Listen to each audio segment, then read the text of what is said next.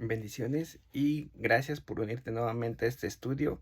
Gracias a mis hermanos que siguen día con día buscando y anhelando la gracia y el favor de Dios. Y como veníamos estudiando en estas últimas semanas, seguimos con el libro de Apocalipsis y es importante recalcar los periodos que ya hemos estado abarcando. Pero antes de iniciar todo esto y darles la introducción, vamos a orar. Dios, te damos gracias por este tiempo. Te pedimos que sea el Espíritu Santo que hable a través de tu palabra, que sea el que nos enseñe y que nos diga qué es lo que debemos de hacer y cómo debemos obrar en cada día, Señor. Te pido que este estudio sea guiado por ti y no por mis propias palabras ni por mis propias fuerzas. Te pedimos tu cobertura, Señor, en el nombre de Jesús. Amén. Bien, como les comentaba, hemos estado viendo estudios de Apocalipsis en un inicio, recordando cómo es que Dios ha dividido este libro desde las cosas que eran o las cosas que Juan vio, las cosas que son en el presente y las cosas que están por venir. En el capítulo 6, que es el que vamos a ver el día de hoy, vamos a seguir analizando las cosas que van a ser. Recordemos solamente un rápido resumen del capítulo anterior, que fue el 5, sobre el cordero y el rollo. Vimos, y también en ese mismo capítulo vimos el gran trono, cómo Juan fue trasladado al cielo para ver la grandeza del trono de Dios y cómo es que alrededor lo alaban ángeles, a seres celestiales y los ancianos que en algunas versiones mencionan que puede ser referencia a la Biblia o representando a la Biblia, a la iglesia, perdón. Entonces aquí seguimos viendo lo que es la gloria del cielo cuando el Cordero es el único digno de desatar los sellos del rollo y es el único que puede llevar a cabo todo pues por venir, que son los acontecimientos del futuro. Ahora, antes de seguir analizando esto, no hay que perder la mirada de que este libro siempre es y se va a tratar de Jesucristo. Entonces, siempre que hablemos de esto, no es para esperar de que, ay, va a venir el futuro, va a estar muy feo, van a venir cosas muy fuertes, sino que todo esto es necesario para que Cristo sea el único que tome el control y reine. Y nosotros como iglesia, como hijos de Dios, tenemos la confianza y la seguridad de que estamos guardados bajo su mano en cualquier momento de aflicción, en cualquier momento de prueba, y sobre todo que estaremos juntamente con Él en las nubes, como dice el apóstol Pablo en Corintios y en Tesalonicenses. Entonces recordar toda esta parte de que si bien lo que se va a narrar a continuación puede sonar algo fuerte, quizás no podemos imaginarnos el impacto que generará en el mundo, pero sí podemos tener nuestra fe y nuestra esperanza solamente en Dios. Entonces vamos a darle lectura a Apocalipsis capítulo 6 desde el versículo 1 y dice así la palabra de Dios. Dice los sellos. Vi cuando el Cordero abrió uno de los sellos y oí a uno de los cuatro seres vivientes decir como con voz de trueno, ven y mira. Y miré, y he aquí un caballo blanco, y el que lo montaba tenía un arco, y le fue dada una corona, y salió venciendo para vencer. Aquí vemos nuevamente, pues va ligado al capítulo anterior donde estábamos analizando que solamente Jesucristo es el único digno, el único con la facultad para abrir estos sellos del rollo que se mencionó en el capítulo anterior. Los sellos, pues representan igual de cierta manera, en el mundo antiguo, recordemos que los documentos se sellaban tal cual con sellos marcados ya sea con un anillo y con cera, o sea, el anillo, como si fuera un sellito, tal cual, se le ponía sobre los documentos para que solamente aquel con la facultad o con la autoridad para abrir ese documento, pues los rompiera esos sellos y empezara a ver.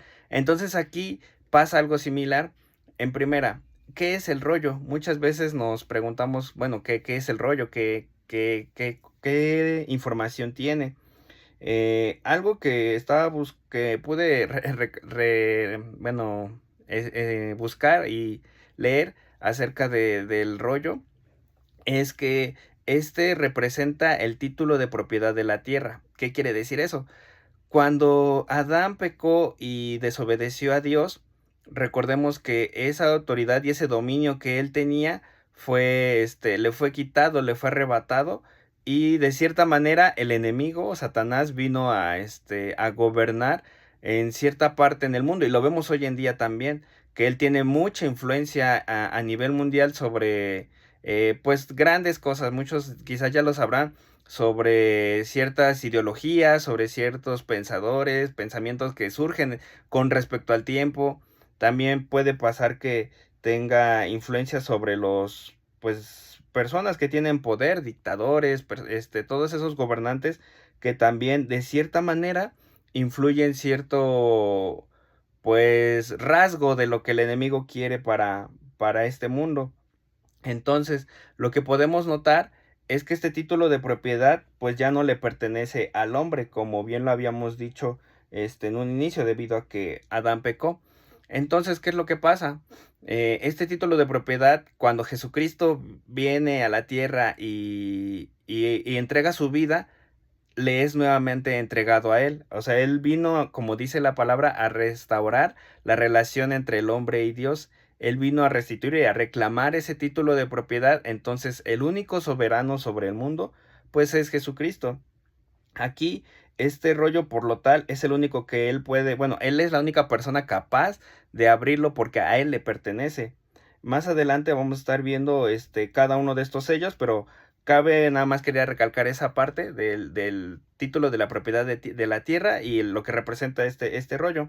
Ahora bien, eh, vemos aquí también lo que es el primer sello. El primer sello en abrirse dice que al abrirlo, va a haber un personaje que se va a presentar. Ahora, este personaje muchas veces lo podemos llegar a confundir porque dice en el pasaje que es alguien sobre un caballo blanco. Recordemos que el caballo blanco muchas veces se representa como símbolo de la paz. Aquí, esta persona que va a aparecer en, en este primer sello, a mucha gente lo ha relacionado principalmente con el anticristo, que bueno, en la Biblia no se le menciona como anticristo, sino como hijo de perdición o algunos otros nombres, pero o la ¿cómo se dice? Bueno, más adelante vamos a leer un poco para recordar los nombres de este personaje, pero lo principal es eso, que este jinete del caballo blanco no hay que confundirlo con Jesucristo. En primera, porque él es el que está abriendo los sellos, entonces no es el mismo que aparece en este caballo. Y en segunda, porque aquí en lo que vamos a leer en la segunda parte de este versículo dice así: y miré, y aquí un caballo blanco, y el que lo montaba tenía un arco, y le fue dada una corona, y salió venciendo y para vencer.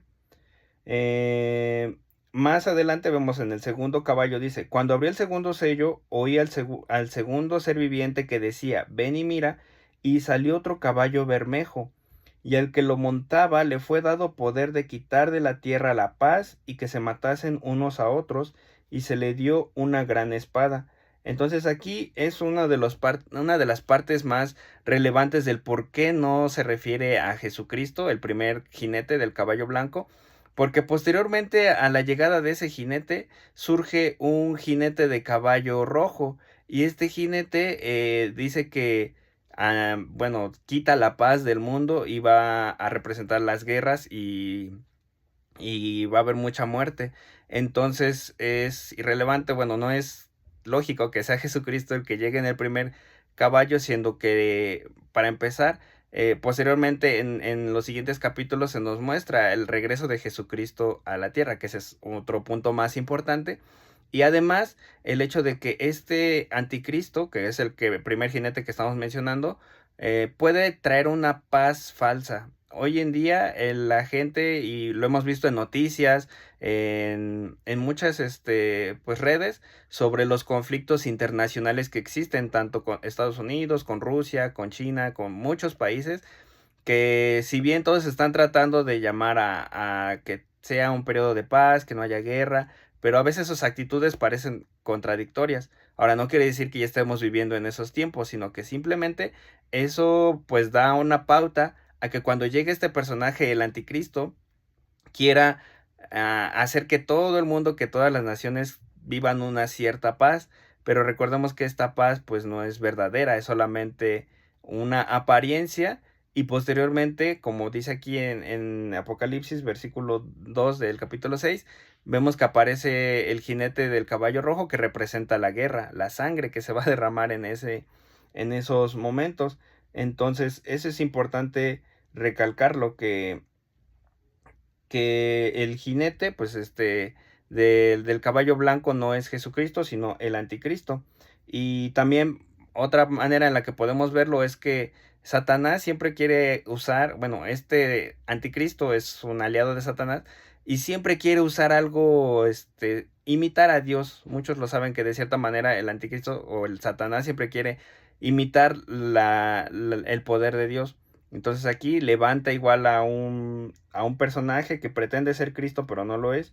Y esto también ya lo habíamos visto cuando, bueno, o lo vamos a ver cuando seguimos estudiando, leemos el libro de Mateo, donde los discípulos de Jesús le preguntan que qué señales habrá cuando vengan todas estas cosas. Y él les contesta que se levantarán falsos cristos, pretendiendo decir que él es que ellos son el Cristo verdadero, que habrá paz. Y inclusive el mismo Señor Jesús nos dice que no les creamos porque es mentira lo que ellos dicen.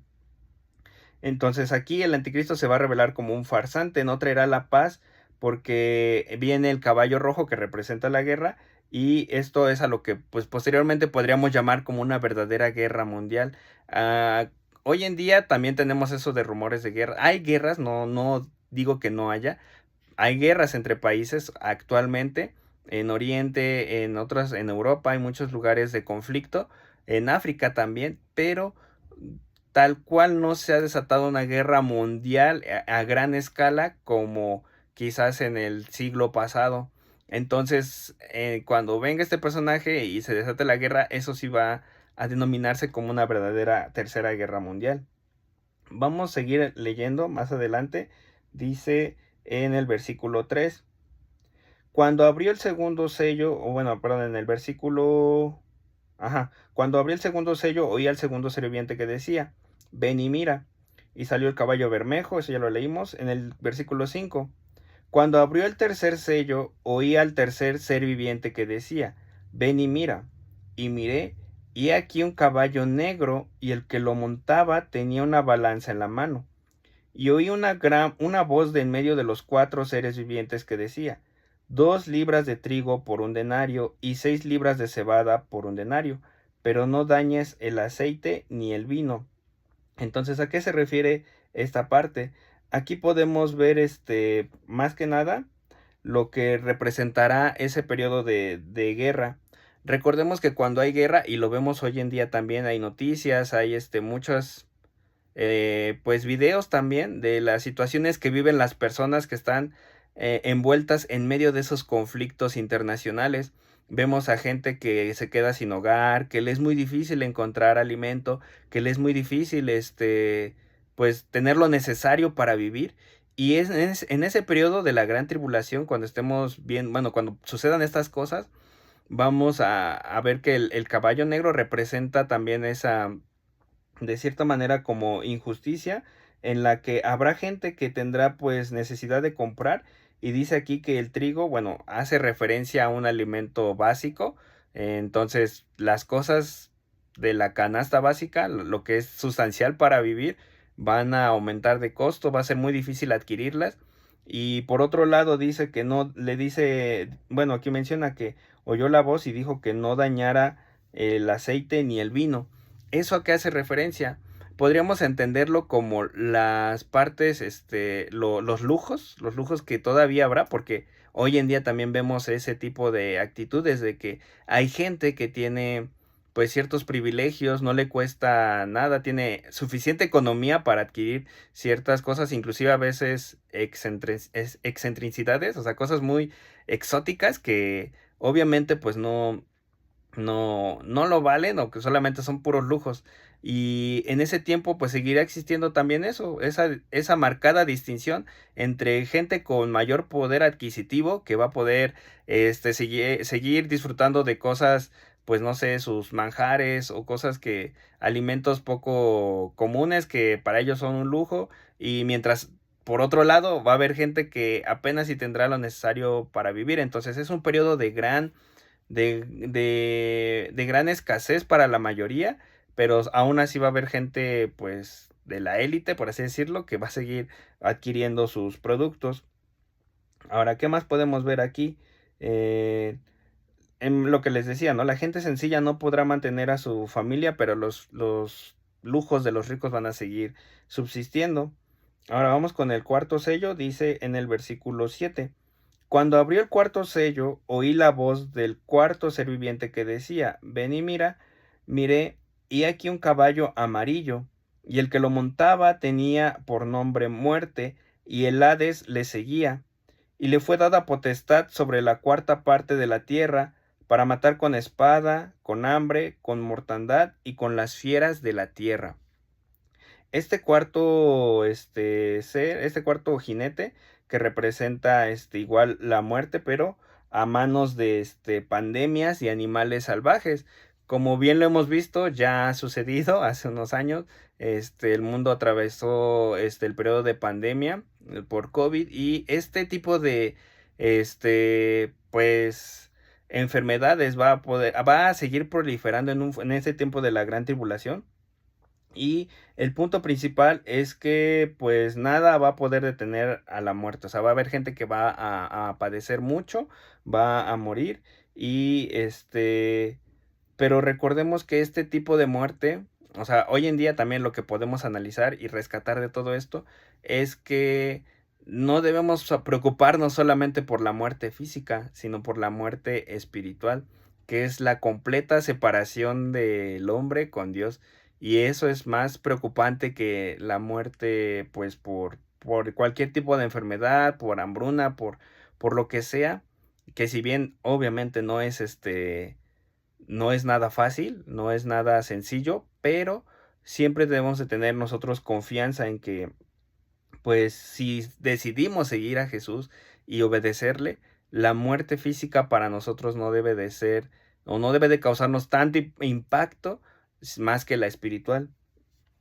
Ahora, Dios no creó al hombre para que muriera. Recordemos eso, que cuando Dios nos creó en un inicio fue para que estar con Él eternamente. Pero recordemos nuevamente que debido a la desobediencia del hombre, pues tenemos esa separación, tuvimos esa separación, pero nuevamente gracias al poder de Jesucristo, podemos volver a tener vida y vida en abundancia.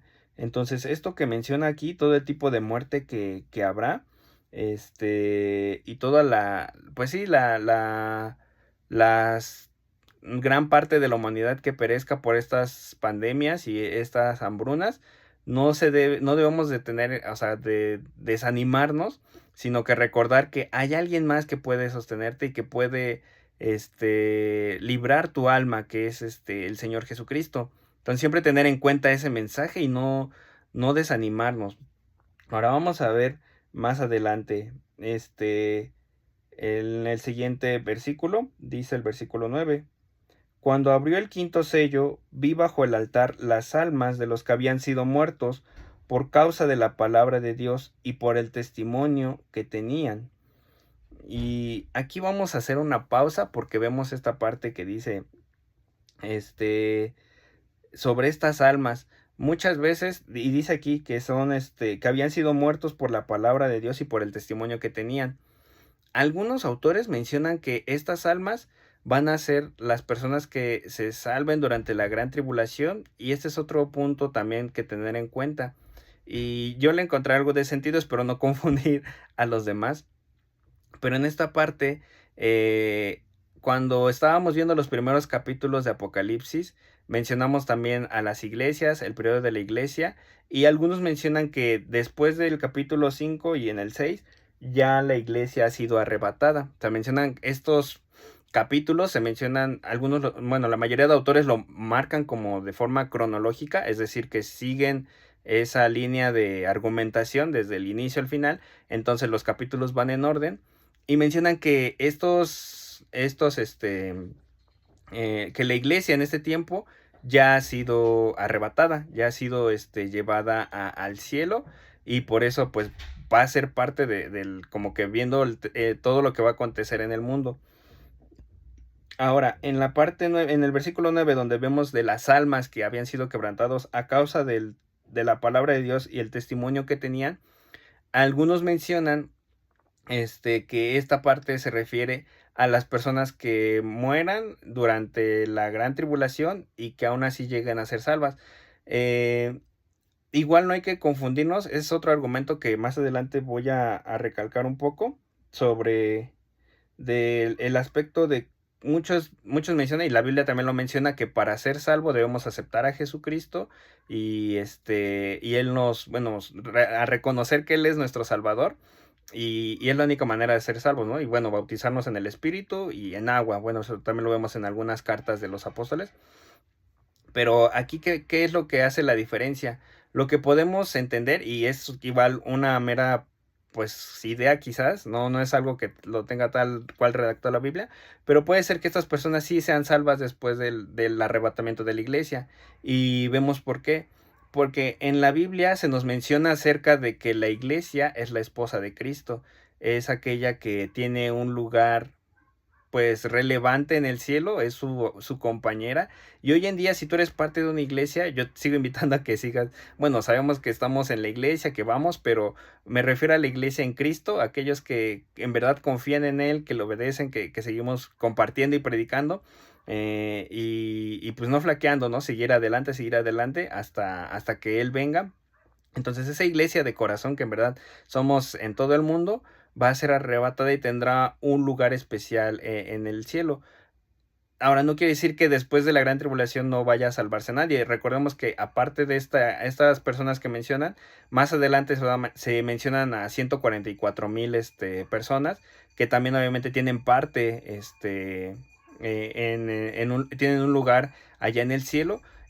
Pero estas personas, estas almas que se mencionan, posiblemente sí sean gente que se salve después de que la iglesia haya sido arrebatada, pero ya no van a ser parte de la iglesia, simplemente van a ser alguien que se salvó, como bien lo dice también a veces el apóstol Pablo, ¿no? Que se salvó como por fuego, o sea, como que apenitas y llegó a salvarse, pero está bien, o sea, no quiere decir que no sea bueno que no se salven, sino que es bueno, nada más que no es parte de la iglesia, de ese cuerpo. Y recuerdo también, aquí hablando un poco localmente sobre unas enseñanzas de nuestro pastor Roberto Noé, que menciona que, recuerdo que nos mencionó una vez sobre eso, de que va a haber como que grados en el cielo, no tanto como jerarquía, sino como que gente, por ejemplo, de la iglesia, que es la iglesia, que es la novia de Cristo, y gente que va a estar pues salva, que si bien no va a ser parte no va a ser la novia de Cristo, pero va a estar ahí en el cielo.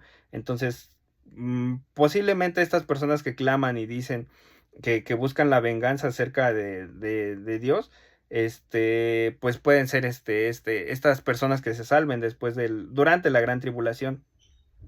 Entonces, este tipo de actitudes, también algo que me gustó de una reflexión, de una prédica que escuché, bueno, de un estudio, refería que es curioso que estas almas claman y dicen: ¿hasta cuándo vas a vengar nuestra sangre en los que moran en la tierra? O sea, y nosotros como hijos de Dios, pues no, si no clamamos de esa manera, ¿no?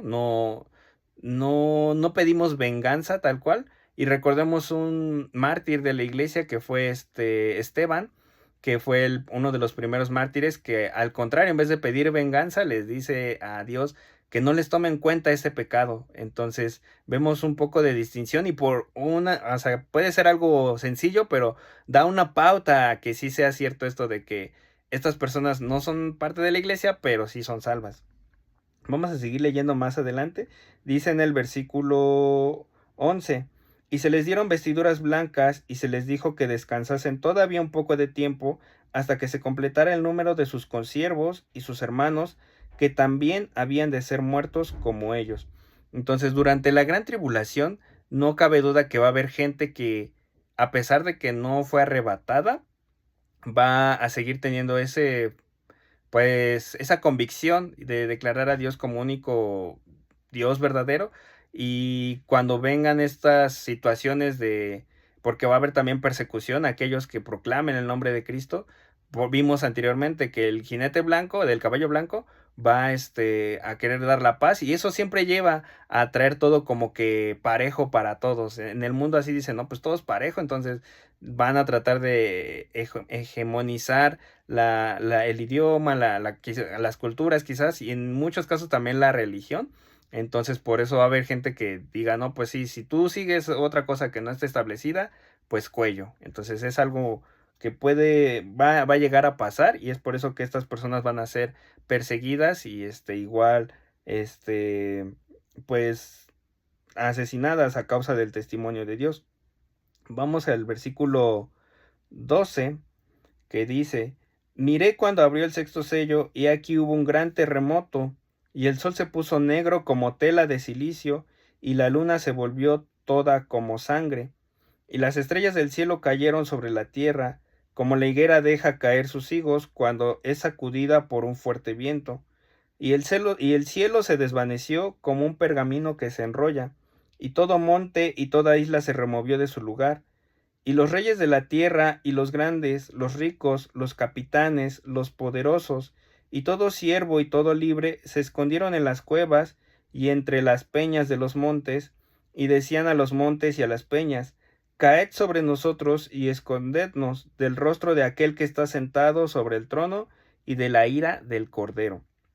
Entonces, vemos aquí también el punto principal o bueno, uno de los aspectos principales de los que ya les había comentado. En la tierra va a seguir viendo gente económicamente poderosa, o sea, gente que tenga muchos recursos, muchas influencias, y todas estas personas, al no aceptar a Cristo, al dejarse llevar por el sistema del anticristo, del enemigo, pues van a técnicamente renegar y renunciar a la gracia que Dios les está dando, porque en este momento de tribulación, de gran tribulación, es un momento en el que Dios como que sacude al mundo para que despierten, para que, eso lo mencionaban en esa prédica, en esa enseñanza que recordé acerca de como lo que les mencionaba sobre los salvos de la gran tribulación. Mencionaba que también va a haber gente, como que periodo es un periodo donde va a ser sacudido el mundo para que despierten, y va a haber aquellos que sí escuchen esta última advertencia y decidan seguir a Dios, pero va a haber gente que va a permanecer dormida, como estas personas que buscan mejor o sea, al ver tan calamidad de terremotos, de destrucción, van a querer mejor que eso los aniquile a presenciar la ira del Cordero. Ahora, ¿qué es la ira del Cordero? Es un poco contradictorio, bueno, paradójico entender eso, ¿no? Porque vemos que un cordero, pues muchas veces no creemos que nos vaya a hacer daño. O sea, vemos un corderito y vemos como que lo más tierno, lo más, pues tenue, quizás en los animales, no, uno nunca esperaría ser atacado por un cordero. Pero aquí es, le recuerdo como paradójico, porque ese cordero fue el único cordero que fue inmolado y el que tiene el poder. La imagen del cordero, recordemos que es ese símbolo de sacrificio, de humildad, con la que Dios Jesucristo se entregó a sí mismo sin decir nada, sin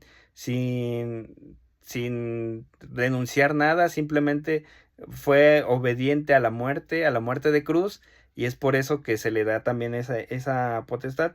Pero nuevamente vemos aquí que el Cordero, esta ira que dicen la ira del Cordero, es porque reconocen también, a pesar de que no aceptaron a Cristo como su Salvador, pero reconocen que fue Él el único que pudo tener esa autoridad y ese poderío sobre todas las cosas.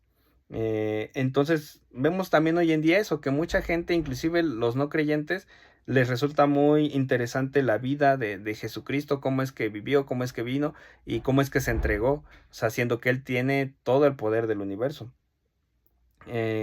Y aquí esto de la ira del Cordero, a pesar de que parece extraña, su ira o pues sí, la palabra de ira aquí no es como la ira que nosotros podemos presenciar o podemos tener. nosotros a veces actuamos por ira, pero por impulsos pecaminosos o por impulsos vanos, donde queremos que se haga lo que nosotros queramos, o si alguien nos afecta en nuestra persona, en lo nuestro, pues nos enojamos y tratamos de ir en contra de ellos. Pero la ira de Dios no es así. La ira de Dios es más de justicia y es un juicio santo, porque este juicio, recordemos, no viene sobre la iglesia o sobre aquellos que en verdad confían, sino sobre gente que lo rechazó, porque vemos, también acabábamos de leer, que no solamente los ricos y poderosos van a estar en ese lugar, dice todo siervo y libre. O sea, va a haber gente que también, a pesar de su situación o que de pocos recursos, no acepte a Jesucristo. Y recordemos que Dios no es elitista, no es un Dios de que habla con los ricos y con los pobres, no, o viceversa, sino que Él habla con todos, nos da el mensaje a todos para que aquellos que en verdad lo acepten, independientemente de tu situación económica, física, si estás enfermo, si estás sano, cualquier cosa, Él acepta a todos por igual. Por eso es un Dios bueno y un Dios justo, porque también dice que aquellos que no lo aceptan, pues tienen que pasar por estas situaciones.